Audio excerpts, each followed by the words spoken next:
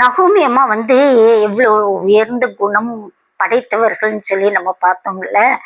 அவங்க மருமகள் ரூத்திட்டு பார்க்கும்போது இன்னும் மேலான குணசாலியாக அவங்க காணப்பட்டாங்க. அதையும் நம்ம தெரிஞ்சிருக்கிறோம். இன்னைக்கு அதை தான் நம்ம தியானிக்க போறோம். ரூத்து 1வது அதிகாரம் 15லிருந்து 17வது வசனம் வரைக்கும் ரூத்து மாமியார்கிட்ட பார்த்து சொன்ன காரியம் என்னன்னா, நான் உண்மை பின்பற்றாமல் உண்மை விட்டு திரும்பி போவதை குறித்து என்னோட பேச வேண்டாம். நீர் போகும் இடத்திற்கு நானும் வருவேன், நீர் தங்கும் இடத்தில் நானும் தங்குவேன். உம்முடைய ஜனம் என்னுடைய ஜனம், உம்முடைய தேவன் என்னுடைய தேவன். ஓர்பால் தன்னுடைய வாழ்க்கையை தேடி அவங்க போயிட்டா. ஆனா ரூத்து இல்லை இல்லை, நானும் போயிட்டேன்னா நகூமி அம்மாவுக்கு யார் இருக்கா? என்னுடைய வாழ்க்கையை பத்தி எனக்கு முக்கியம் இல்லை. நான் என்னுடைய மாமியாருக்கு செய்ய வேண்டிய கடமைகளை நான் செய்வேன்னு சொல்லிட்டு முன்னுக்கு வந்தாங்க. அதுக்கு காரணம் என்ன தெரியுமா? நகூமி அம்மாட்ட காணப்பட்ட நல்ல குணங்கள் தான்.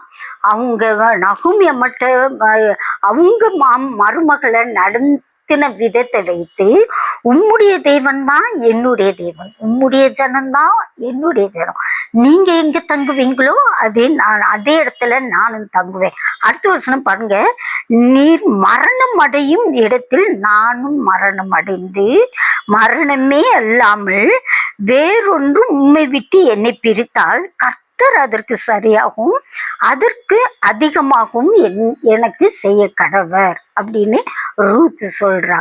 அப்போ இதுல இருந்து என்ன தெரியுதுன்னா, நகூமி வணங்குகிற தேவனை பற்றி ரூத்தும் நன்றாக அறிந்து கொள்கிறார். கர்த்தரை வணங்குறதுனால நகூமி அம்மாவிடம் நல்ல குணங்கள் காணப்பட்டது. அவங்க சிறந்த ஒரு மாமியாராக, ஒரு தாயை போல தன்னை நேசிக்கிற, தன்னை கவனிக்கிறவங்களாக அவங்க காணப்பட்டதுனால மருமகள் ரூத்தும் என்ன செய்தாங்கன்னா, மாமியாருடைய தேவன் என்னுடைய தேவன் சொல்லி அவங்க அதை ஏத்துக்கிட்டாங்க. அது மட்டும் இல்லை, மாமியார் மேல கரிசனை உள்ளவங்களாகவும் அவங்க ரூத்து காணப்படுறத நம்ம இதுல நம்ம பார்க்க முடியுது. ரூத்து 2வது அதிகாரம் 2வது வசனத்துல இப்போ என்ன பார்க்குறோன்னா, ரூத்தும் நகூமியும் இஸ்ரேலுக்கு வந்தாச்சு. இங்க வந்ததுக்கு அப்புறம் ரூத்து நகூமியை பார்த்து, நான் வயல்வெளிக்கு போய் யாருடைய கண்களில் எனக்கு தயவு கிடைக்குமோ அவர் பிறகு கதிர்களை பொறுக்கி கொண்டு வருகிறேன் என்றாள். அதற்கு இவள், என் மகளே போ என்றாள். இது இந்த வசனத்திலிருந்து நல்லா நமக்கு பளிச்சுன்னு தெரியுது. ரூத்தி எதை செய்தாலும் மாமியார்கிட்ட சொல்லிட்டு ஒப்புதல் வாங்கிட்டு செய்யற குணம். ஆனா இன்னைக்கு வாழ்ற மருமகள்கிட்ட இந்த குணம் இருக்குதா அப்படின்னு சொல்லிட்டு நம்ம தேடி பார்க்க வேண்டியது இருக்குது. மருமகள்கள் அதிகமான பேர், நான் யாரையும் குற்றப்படுத்தலை, ஆனா அதிகமான மருமகள்கள் செய்கிறது என்னன்னா, மாமியார ஒரு பொருட்டா நினைக்கிறதே இல்லை. அவங்களுக்கு தெரியப்படுத்தாம சில வேலைகளை இவர்களாகவே செய்கிறாங்க. இதெல்லாம் சொல்லணுமா, இது அவசியமா, அவங்கள்ட்ட கேட்கணுமா அப்படிங்கிற ஒரு எண்ணம் உள்ள மருமகள்கள் தான் இன்னைக்கு நிறைய வாழ்ந்துகிட்டு இருக்கிறாங்க. ஆனா இந்த செய்தியை கேட்கிறவங்க, நீங்க ஒருவேளை மருமகளா இருந்தா ரூத்து போல நீங்களும் நல்ல மருமகள்ங்கிற பேர் எடுக்கணும் அப்படின்னு ஆண்டவர் உங்கள்கிட்ட விரும்புகிறாரு. ரூத்து பார்த்தீங்களா, அவங்க மாமியார்ட்ட நான் போய் கதிர் பொறுக்கிட்டு வரட்டுமா அப்படின்னு சொல்லி கேட்குறாங்க. உடனே நகூமின்னு சொன்னாங்க, மகளே போய் வா அப்படின்னு சொல்லி அனுப்பி வைக்கிறாங்க. என்ன காரியம் நம்ம செய்தாலும் ஒரு குடும்பமா நம்ம இருக்கும்போது, அதுவும் பெரியவர்கள், மாமியார் மாமனார் பெரியவங்க, அவங்கள மதித்து அவங்கள்ட்ட கன்சல்ட் பண்ணி செய்யும்போது சில சங்கடங்களை தவிர்க்கலாம். தன்னுடைய இஷ்டம் போல செய்யும்போது சில காரியங்கள் விபரீதமாக கூட நடக்கும். அப்பந்தான் மாமியார் மருமகளுக்குள்ள ரொம்ப மனஸ்தாபங்களும் உருவாகும். அதனால பெரியோர்களுடைய ஸ்தானத்தில் நில்லாதே அப்படின்னு சொல்லி வசனமும் இருக்குது இல்லையா.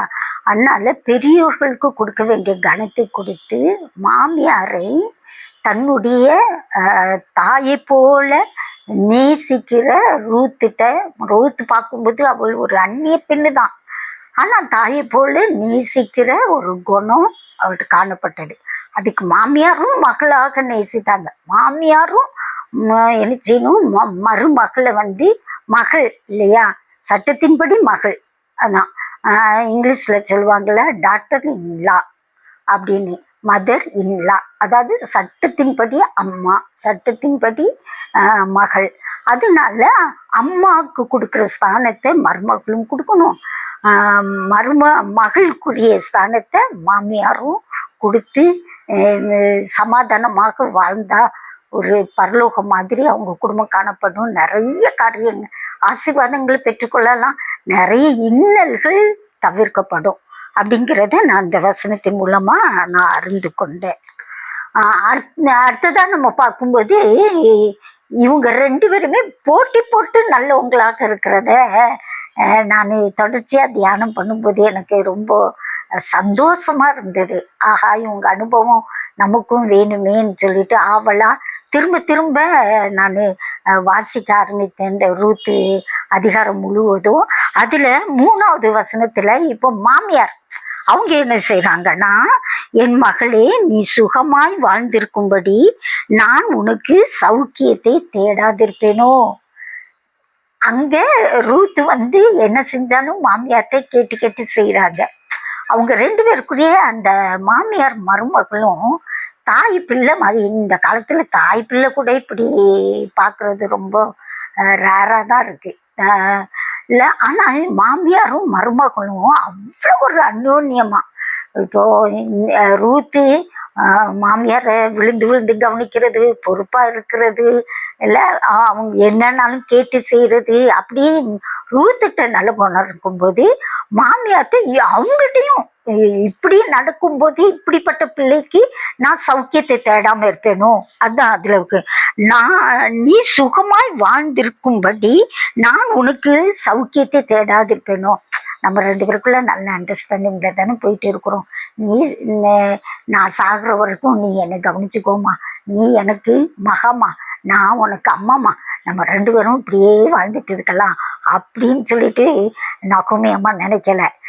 இவ்வளவு நல்ல பிள்ளைய இவளுக்கு நம்ம வாழ்க்கையை தேடி வைக்கணும், இவளை அடுத்த லெவலுக்கு இவளை கொண்டுட்டு போகணும், எனக்கு அப்புறம் இவ சந்தோஷமா வாழணும் அப்படிங்கிற ஒரு நல்ல குணம் நகோமி அம்மாட்ட இருக்கு. நான் சௌக்கியத்தை தேடாம இருப்பேனோ அப்படின்னு சொல்லிட்டு இதுக்கு பின்னாடி சில காரியங்களை நீ இப்படி செய், இப்படி செய், இதை செய், இதை செய் அப்படின்னு சொல்லிட்டு சில ஆலோசனைகளை கொடுக்கறத நம்ம பார்க்கிறோம். இந்த ஆலோசனைகளை எல்லாம் அம்மா இதெல்லாம் எனக்கு புதுசா இருக்கு, இது வேணாம், இதை நான் செய்ய மாட்டேன் அப்படின்னு சொல்லி இருக்காம நகோமி அம்மா போடுற அந்த ரூட்டு, அதாவது அவங்க சொல்ற காரியத்தை எல்லாம் ரூத்தும் கீழ்படுகிறதையும் நம்ம பார்க்கிறோம். அழகா கீழ்படிஞ்சதுனாலதான் போவாச திருமணம் பண்ணவும், போவாசும் ரூத்து மூலமாக ஓபேத்துடைய மகனாக ஈசா, ஈசாவுடைய மகனாக தாவீதுடைய வம்சத்துல இயேசு கிறிஸ்து பிறக்கிறத நம்ம பார்க்கிறோம். இப்போ பாருங்க, மாமியாரும் மருமகளும் ஒருத்தருக்கொருத்தர் அதிகமாக நேசித்து அவங்களுக்கு செய்ய வேண்டிய காரியங்களை செய்யணும்னு சொல்லி போட்டி போட்டு வாழ்கிற ஒரு நல்ல மாமியார் மருமகள். எனக்கு என் மகனுக்கு கல்யாணம் ஆகும்போது என்னுடைய அக்காங்களாம் சொன்னாங்க, எல்சி ரூத்து நகோமி மாதிரி இருக்கணும், அவ எப்படி இருக்காளோ நீ ஆனா நகோமி மாதிரி இருக்கணும்னு சொல்லி எங்க அக்காங்களாம் எனக்கு அட்வைஸ் சொன்னாங்க. நானும் சிரிச்சுக்கிட்டே ஆமா ஆமா அப்படிதான் அப்படின்னு சொன்னேன். அதே மாதிரி இதுவரைக்கும் ஆண்டவர் எனக்கு கொடுத்த மருமகளும் என்னுடைய மனதுக்கு பிடித்த மாதிரியும் நானும் அவளுக்கு மனதுக்கு பிடித்த மாதிரியும் வாழ அன்று எங்களுக்கு நல்ல கிருபையை கொடுத்துருக்கிறாரு. அடுத்ததாக ஒரே ஒரு காரியத்தை மட்டும் இந்த ரூத்து குறித்து நான் சொல்லணும்னு சொல்லிட்டு ஆசைப்படுறேன். இது போவாசு ரூத்து குறித்து சொல்லுகிற ஒரு நல்ல சாட்சி. 2 இடத்துல சொல்லியிருக்கிறத நான் உங்களுக்கு வேத வசனத்தின் மூலமா வாசித்து காட்டுறேன். ரூத்து 3வது அதிகாரம் 10வது வசனம் 11வது வசனம். அதற்கு அவன், மகளே, நீ கர்த்தரால் ஆசீர்வதிக்கப்படுவாயாக. நீ தரித்திரரும் ஐஸ்வர்யவான்களுமான வாலிபர்களின் பிறகு போகாததினால் உன் முந்தின நற்குணத்தை பார்க்கிலும் உன் பிந்தின நற்குணம் உத்தமமாயிருக்கிறது. இப்போது மகளே, நீ பயப்படாதே, உனக்கு வேண்டியபடி எல்லாம் செய்வேன். நீ குணசாலி என்பதை என் ஜனமாகிய ஊரார் எல்லாரும் அறிவார்கள். இது ரூத்து குறித்து போவாஸ் கொடுத்த ஒரு நல்ல சாட்சி. பாருங்க, எவ்வளோ நல்ல அருமையான மருமகள்ல ரூத்து இல்ல, அவ நற்குணசாலியாக காணப்பட்டா. இங்க போவாசு அழகா சொல்றாரு, உன்னுடைய முந்தின குணத்தை காட்டிலும் உன்னுடைய பிந்தின நற்குணம் சிறந்ததாக இருக்கும். உத்தமமாய் சிறந்ததாக இருக்குது. நீ எப்போதும் நல்ல நற்குணம் உள்ள பிள்ளையாகத்தான் நீ இருக்கிற. நீ குணசாலி என்பதை என் ஜனமாகிய ஊரார் எல்லாரும் அறிவார்கள். இது ரொம்ப சர்ப்ரைஸா இருக்கு, ஆச்சரியமா இருக்குல்ல. ரூத் அந்நிய நாட்டுக்கு வந்திருக்கிறா, மாமியார அழகா கவனிக்கிறா. ஊர்க்காரங்க எல்லாருமே ரூத்தை பார்த்துக்கிட்டே இருக்காங்க, இவ என்ன பண்றா யார் பண்றாங்க. இப்போ ஊர்ல இருக்கிற எல்லாருமே உன்னுடைய நீ குணசாலி என்பதை அறிவார்கள்னு சொல்லிட்டு போவாஸ் சொல்ற. இந்த மாதிரி ரூத்து தன்னுடைய மாமியார கவனிக்கிற ஒரு நல்ல குணம் உள்ளவளாக அவள் காணப்பட்டதுனாலதான் போவாஸ் ரூத்தை மனம் முடிக்கிறதுக்கு ஆசைப்பட்டார் இல்ல. அப்போ பாருங்க, இந்த சம்பவத்திலிருந்து என்ன தெரியுதுன்னா, மாமியார் மருமகள்னா இப்படி வாழ்ந்தா எந்த பிரச்சனையும் இருக்காது, ஆசீர்வாதத்துக்கு மேல ஆசீர்வாதம் இருக்கும். பாருங்க, இவங்க சந்ததியில தான் இயேசு கிறிஸ்துவை பிறந்தார். இயேசு கிறிஸ்துவுடைய அவர் சந்ததியில இவங்களுடைய இதுவும் பேரும் இருக்குது. அப்ப பாருங்க, அது ரூத் பேர் வேற இருக்குது.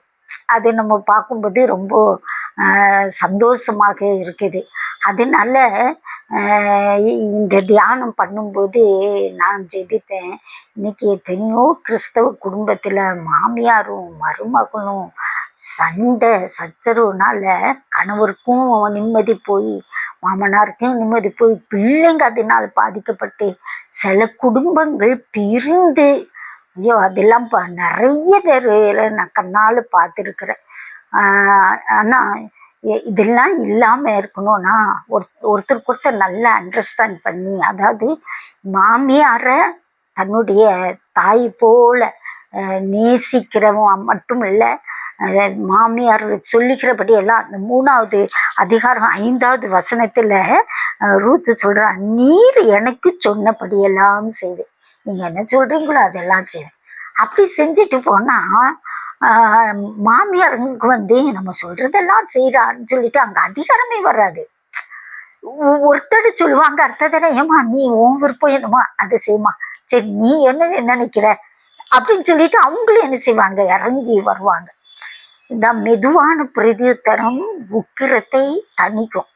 ஒருவேளை ரொம்ப ரூடா இருக்கிற மாமியார் இருந்தாலும் மருமகள் கொஞ்சம் தனிந்து அவங்க ரூத்து மாதிரி அப்படி காணப்பட்டாங்கன்னா அங்க மாமியார் திருந்துறதுக்கு வாய்ப்பு இருக்குது. ஒருவேளை மருமகள் அப்படி இருந்தாலும் மாமியார் கொஞ்சம் விட்டு கொடுத்து, சரி ஏதோ நம்ம பிள்ளை நம்ம குடும்பத்துக்கு வாழ வந்த பிள்ளை அப்படின்னு சொல்லிட்டு அவங்களும் நினைக்கணும்.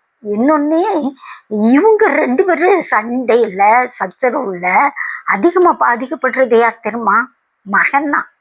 அவன் நிம்மதியா இருந்தா தானே நம்ம நிம்மதியா இருக்க முடியும். அதனால அதை நம்ம யோசிக்கணும் ஒவ்வொரு மாமியாரும். அதை யோசிக்கும் போது என்னுடைய மகன் நிம்மதியா இருக்கணும், அதனால சில காரியங்கள் மருமகள் செய்கிறது பேசுறது கண்டும் காணாமலும் போகணும். அப்படியே உங்களுக்கு ஏதாவது அவங்க வேதனை தவிக்கிற மாதிரி இருந்துச்சுன்னா ஜெபிங்க. கர்த்தரால் முடியாதது ஒண்ணுமே இல்லை. அதனால ஆண்டர்கிட்ட நம்ம முறையிட்டோம்னா கண்டிப்பா ஆண்டவர் என்ன செய்வாரு, அவங்களையும் திட்டுவாரு, நம்மளையும் திட்டுவாரு.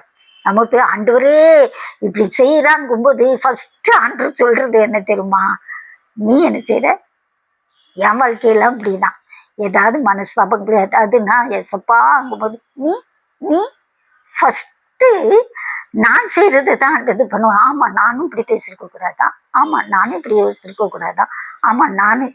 அப்ப ஃபர்ஸ்ட் ஆண்டு நம்மளையும் திருத்துவாரு. நம்ம ஜெபிக்கும் போது நம்மளை சார்ந்தவர்களையும் மருமக்களையும் இல்ல மாமியாரையும் திருத்துவாரு. அதனால உண்மையா இயேசுவோடு கூட நடக்கிற அனுபவம் உடையவர்கள் ரூத்து போலையும் நகோமி போலையும் வாழ்வது தான் கரெக்ட். அப்படி வாழ்றவங்க தான் உண்மையா இயேசுவோடு நடக்கிறதுக்கு அர்த்தம். இன்னைக்கு ஏசப்பா பிள்ளை நான் அவரோடு நடக்கிறேன்னு சொல்லி தைரியமா சொல்ல முடியுமா? நம்ம குடும்ப வாழ்க்கை எப்படி இருக்கு, நம்ம மருமகளை எப்படி நம்ம ட்ரீட் பண்றோம், நம்ம மாமியார் எப்படி ட்ரீட் பண்றோம், கொஞ்சம் நம்ம யோசித்து பார்க்கணும். நல்ல விசுவாசிகளை இதை பார்க்குற அருமையான மாமியார்களே மருமக்களே, உங்களை நீங்கள் சீர்தூக்கி பார்த்து உங்களை சரி செய்து உங்கள் குடும்பம் சமாதானமாக சந்தோஷமாக வாழ்றது உங்கள் கையில் இருக்கு. உங்கள் தேவன் நீங்கள் பண்ணுற ஜபத்தையும் நீங்கள் வாழ்கிற வாழ்க்கையும் பார்த்து கண்டிப்பாக மாற்றுவார். அதனால ஏசப்பாவுடைய பிள்ளைகளாக அவரோடு நடக்கிறவர்கள் நம்ம நிம்மதியாக இந்த உலகத்தில் அவர் கொடுக்குற காலம் வரைக்கும் சந்தோஷமாக நம்ம வாழலாம். கர்த்தர் தாமே நமக்கு அப்படிப்பட்ட கிருபைகளை நம்ம வாழ்நாள் முழுவதும் தருவாராக. ஆமென்.